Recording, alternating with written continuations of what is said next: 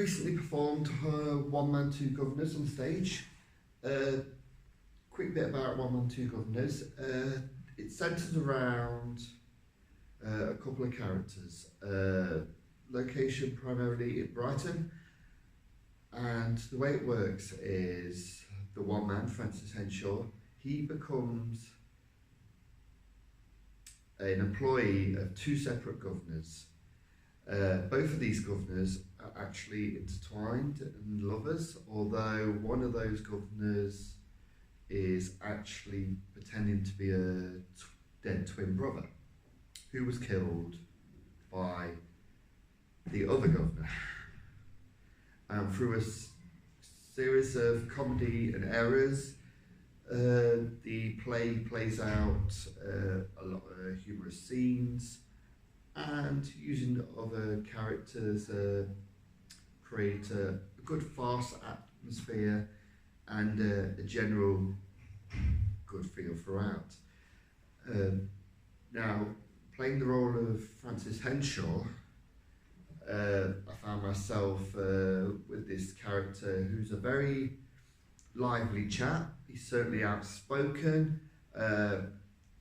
His whole presence about his character is very, I wouldn't say confident, although he has a confidence about the way he delivers the information he does.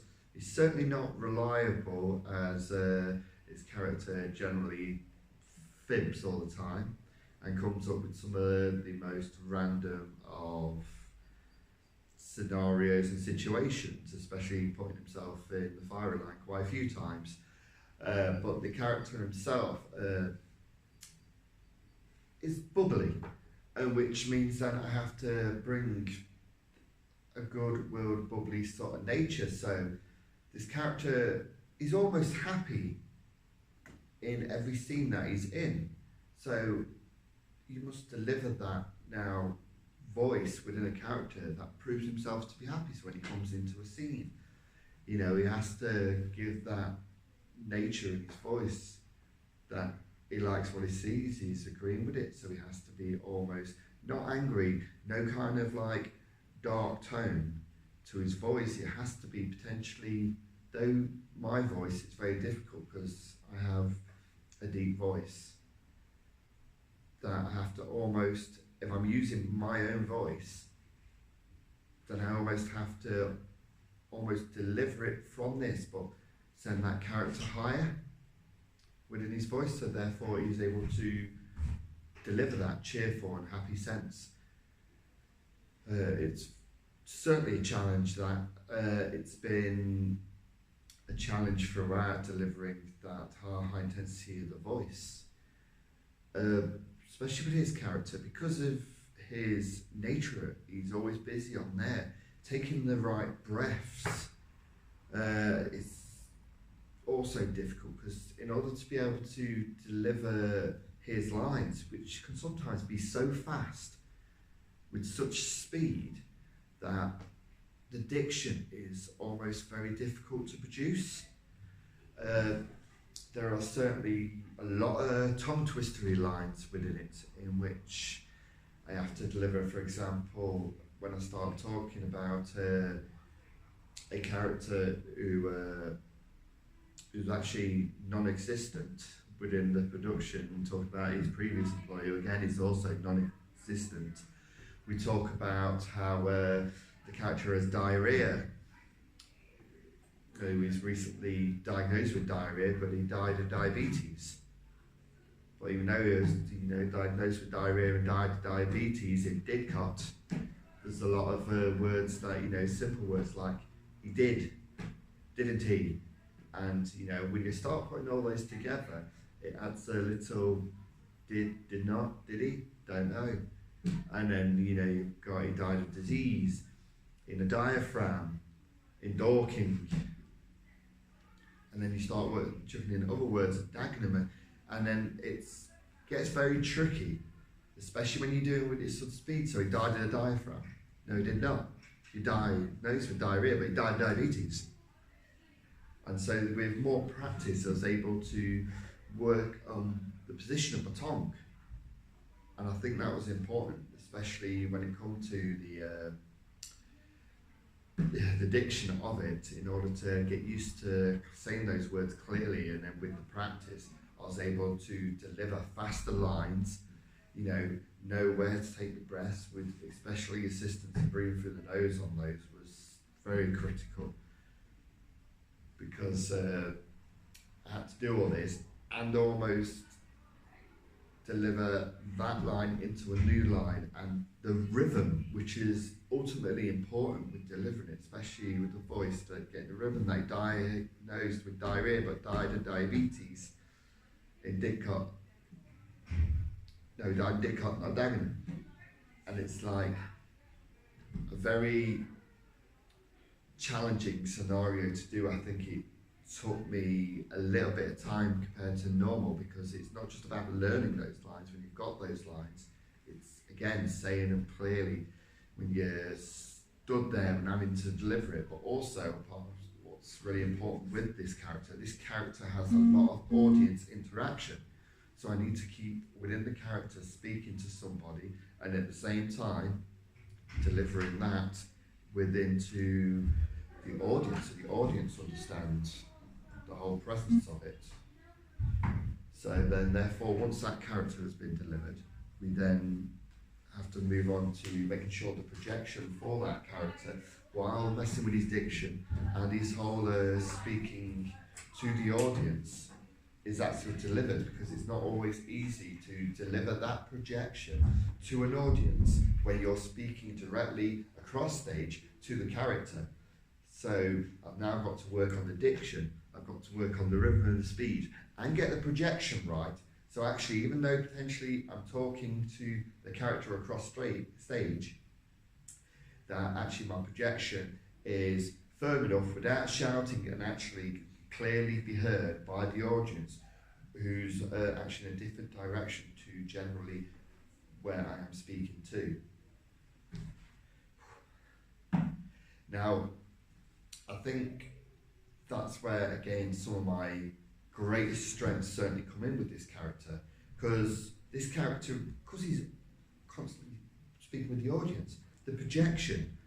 Now, I've got what needs to be great projection. So even though I'm, say, at the back of the stage and I'm delivering a line to somebody directly next to me, I can certainly project my voice to a better extent, which will show excitement and panic and rushed off me, the breathing.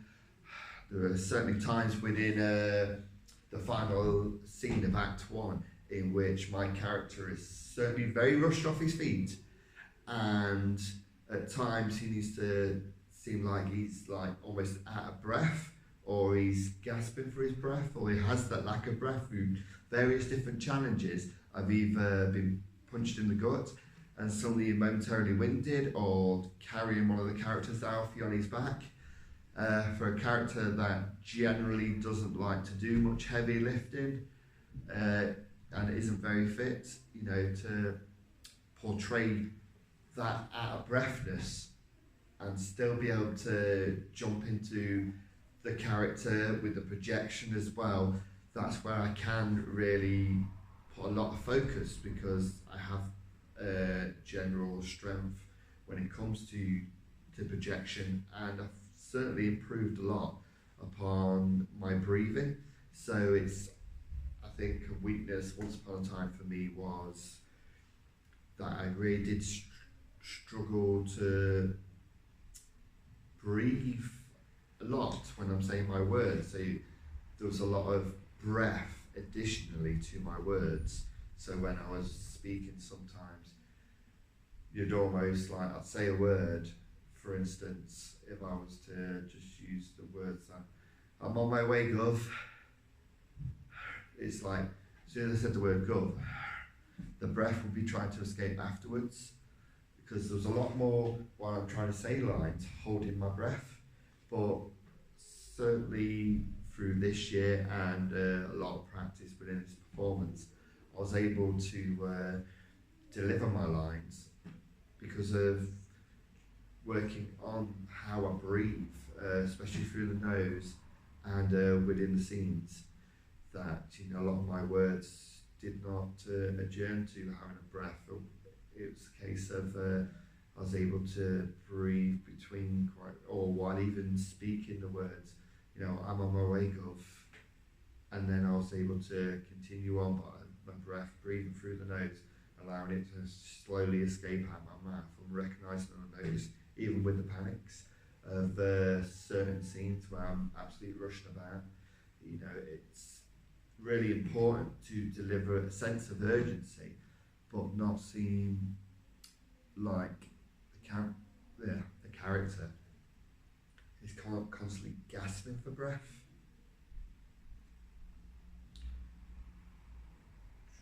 I think overall I saw a lot of the play being very successful. There were certain times within this piece where I had to potentially change my voice due to one scene where I was gripped by the ear and sort of like issued down to the floor. It meant I had to go really high with my voice all of a sudden. It's like, I'm sorry, Gov. I'm sorry. I got the letters wrong. It's Paddy's letters. I had to wait until I saw him in line at the queue at the post office, and then I had to go and get his, you know, letters for him as a favour so he could go get some fish, chips and mushy peas. It just, the heightness in the voice all of a sudden allowed me to represent that I was in pain and give the opportunity that. I think there's another time where I got to play with an accent. I'm not really good with accents, so it was really nice to be able to work on at a certain accent. I mean, the Irish accent is quite common, it gets used about all the time. Good morning to you, but it's, I'm Paddy. You know, I'm saying it differently. I certainly felt like I was saying it differently. I was like, by top of the morning to you. In order to produce this sort of accent, I was trying to like almost hold my breath, but at the back of my throat. So my chest here is like pushed out a bit more, and my shoulders they slap back. So when I was speaking, it was like, you want me, bro? Is outside. I am Paddy. So if I'm starting to speak like this now, it's because I'm trying to demonstrate that this is what I was using as a technique to try and deliver this voice. And this voice is completely changing from the Irish accent I once had. But don't know what it is. It's very difficult to maintain an ear when I'm stood and I'm on stage and you go for that character, you have a focus and a drive to deliver it. So then when you've got that stance and it's able to just push it from your throat, I believe, and I feel it coming up through the chest a little bit as well, because you've tensed that bit in order to help drive that southern accent. I mean, I certainly went down here and I started speaking as if I'm Irish, and if I'm going to start speaking like this, I'm not 100% confident I can actually maintain it. It doesn't feel natural to me to be speaking in that sort of accent.